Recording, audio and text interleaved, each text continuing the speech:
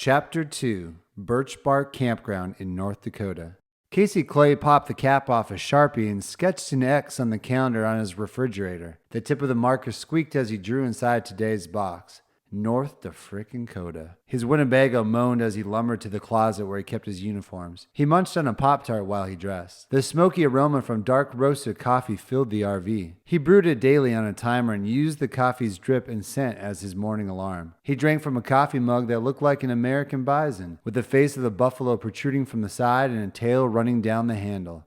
The deputy superintendent at Yellowstone had given him the mug as a gift at the completion of the rescue program Casey ran in high school. He straightened the nameplate on his shirt, grabbed his backpack, and slid into his boots. Uniform on, belly full, good to go.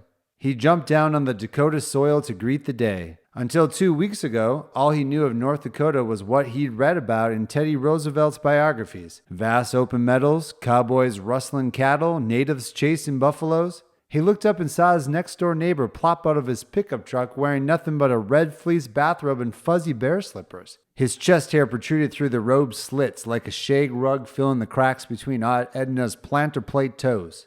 His F-250 was idle, burning diesel all damn day long. An extension cord snaked out of the truck's driver's side door and connected to a refrigerator on the edge of his campsite slab of concrete. His neighbor waved at him, pretending he hadn't noticed him until now. He marched to his refrigerator and pulled out 2 beverages. Casey peeked down at his watch. "It's not even 8 a.m., Truckee. Don't you think it's a little early to drink?"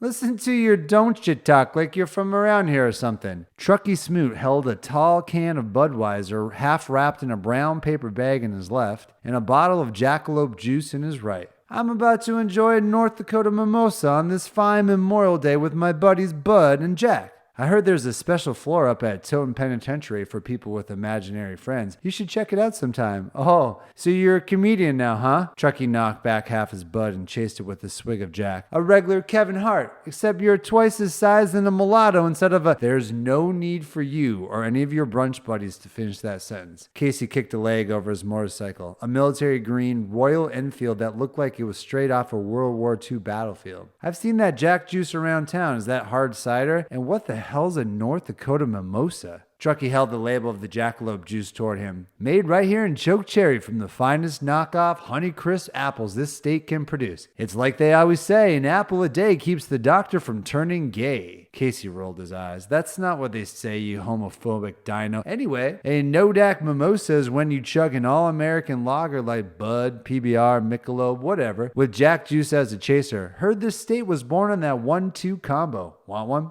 Not right now, but I'll try it before the summer's up." Casey clipped on his helmet. "You should stop by P's and Q's later." Truckee raised his Bud toward the acoustic guitar propped up on his folding lawn chair. Strips of duct tape held together the legs of the chair. "Open mic night tonight. Plan to sing a Johnny Cash song. Try to win some walking around money." Truckee and other campers sang songs around Birchbark Campground's community fire pit most nights. Casey sat out in front of his RV and listened to them sing at a distance while he gazed up at the stars. Casey reckoned Truckee knew how to carry a tune and pick away at his guitar better than anyone else around camp. "I'm going to check out a lecture at Chokecherry U after work, but I might swing over when it's finished. First drinks on me if you do. You off to do the Lord's work now?" "If you say so." "I can imagine dressing up like Smokey the Bear and protecting ancient Indian villages is very rewarding. Salute the flag type of work. I get it. I do. Maybe more than most people. But if I was starting a career in law enforcement..." Truckee looked north. "I mean, for Pete's sake, they were chattering on Nodak News the other day about Chokecherry being on pace to set a record number of homicides this year. And those are just the ones that get counted. Imagine all the missing bodies buried out in these oil fields and riverbeds."